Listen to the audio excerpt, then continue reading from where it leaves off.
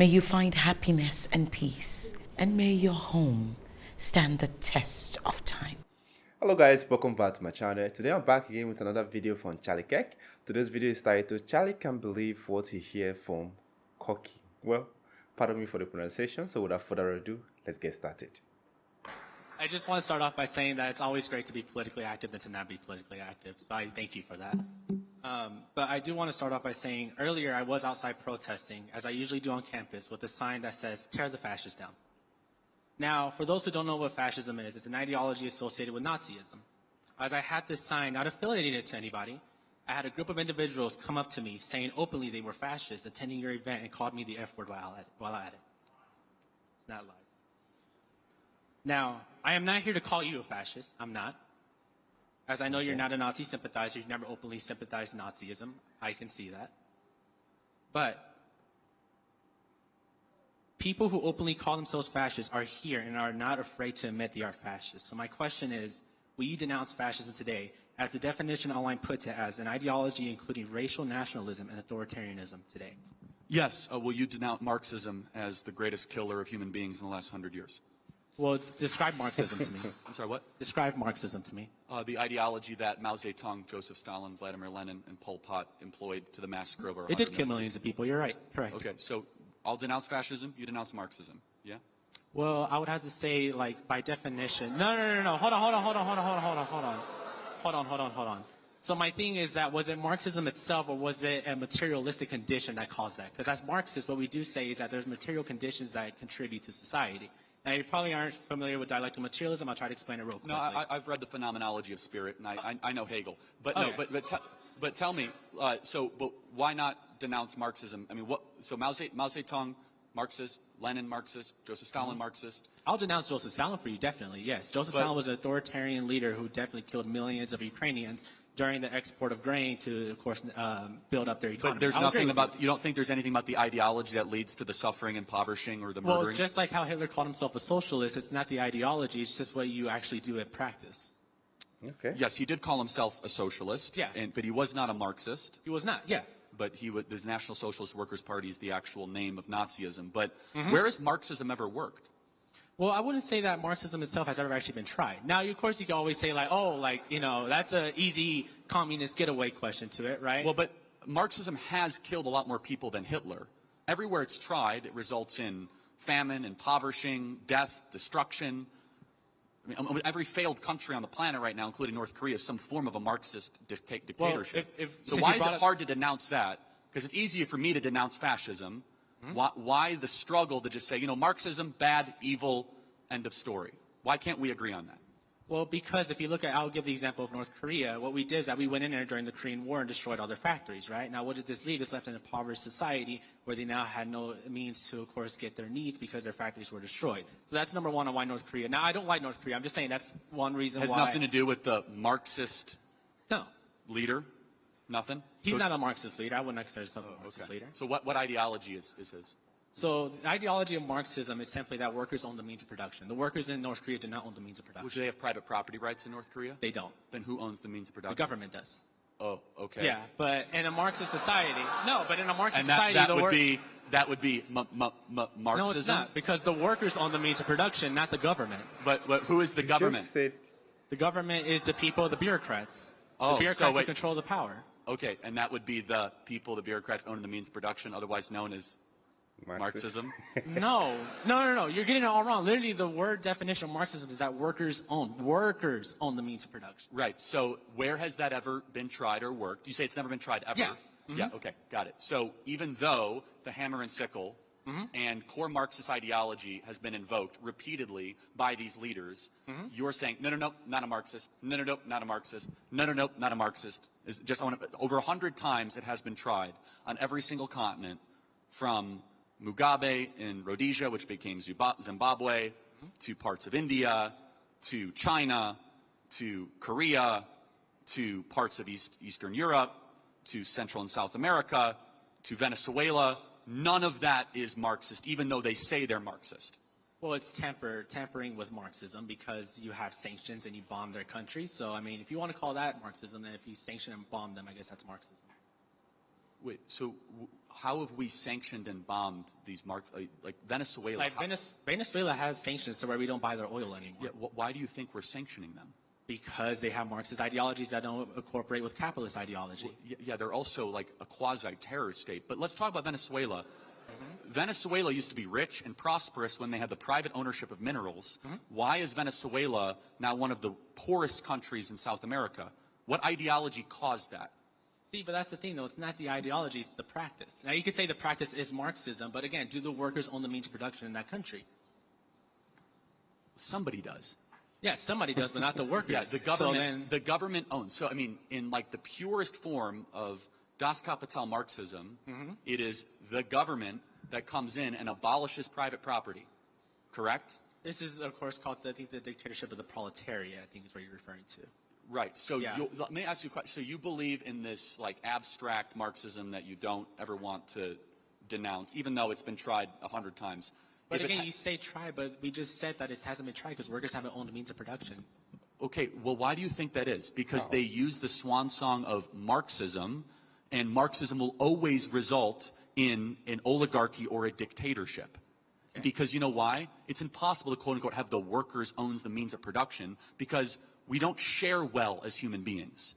That's why only someone that has, and with all possible due respect, an infant understanding of human nature can think communism can work, because we're self-interested at our core. And you have an economic system that is built not on private property, but on, quote-unquote, shared goods. You're going to have a dictator on top of it that is going to exploit and terrorize. And so you started this conversation by asking me to denounce fascism, which is responsible for about 10 to 15 million deaths, said ideology. I'm pleading you one more time to denounce Marxism, that is responsible for minimum 100 to 120 million deaths. Okay, academics have proven that wrong. That's not true. That's from the Black Book of Communism. That has How many people did Mao kill? Mao killed about 30 to 40 million. How many people did Stalin kill? Stalin killed about 20 to 30 million. Okay, now we're at like 60 million, and I just named like 2 countries, man. Okay? So, like, we're out of the gate, and we're at like 60 million, okay? Yeah. So I can keep on going, right, if you want to talk famine, impoverishing, lowering of standard of living. But what I want to just reiterate as we close this out, there's this pathological fascination with fascism, fascism, fascism, and a complete ignoring that Marxism, which is the other side of the authoritarian coin, has been far deadlier, far more costly, and is far more popular. And I'll ask this final question. What do you think has a greater chance of catching on in America, fascism or Marxism? I would say fascism. Okay. You really think so? I really do believe that. Okay.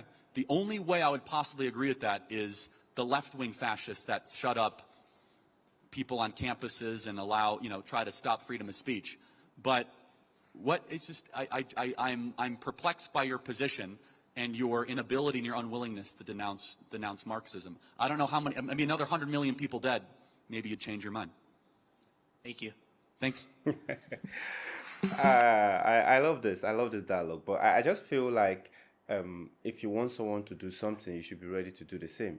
Don't just expect someone to do something and find a way to, beat around the bush when being asked to do the same thing. I think based on what Charlie have been saying, said Marxism is like, it's like a mini form of dictatorship, whereby the government like hold or control the means of production. It's like everything happening in the country is going through the government. You see, now government manage it, government gets, let's say, everything like the profit and all that is coming from it, then decide what to do with it. And I think that is what we experience that partially in Ghana, because I think formerly when this electricity complaint was being held by the government, it was quite difficult for you to see constant supply of light, because the revenue generated from these complaints are just siphons, because there's no one there to manage it. The government is just claiming that, yeah, we own it, we are in charge of it. But when it comes to monitoring the day and day running of the business, they are not just there, they are just there for the return. Okay, how much do we make this year, how much do we make this annum, and that is it. But they decided to sell it to a private individual, and ever since they sold this electricity complaint, I'm just using that for example, I think things are beginning to fall in place.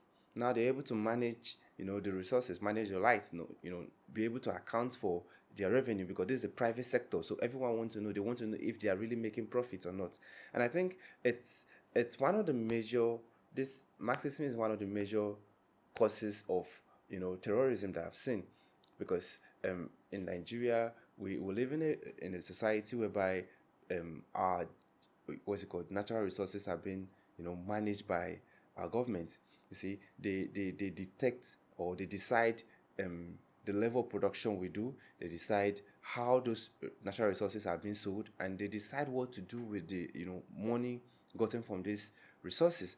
And by doing that, when it comes to allocation of the fund to the different districts, different states, they decide how to do it, and they end up giving some states a little amount that may not even be able to cater for the state. Let's say a state of 10 million, being given a little amount of money that cannot even cater for like their need.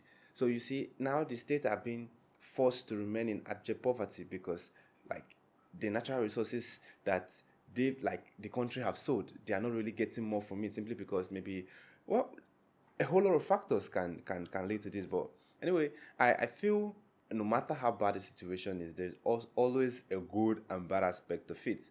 That is what I believe. No matter how bad, I've always been pushing for dictatorship.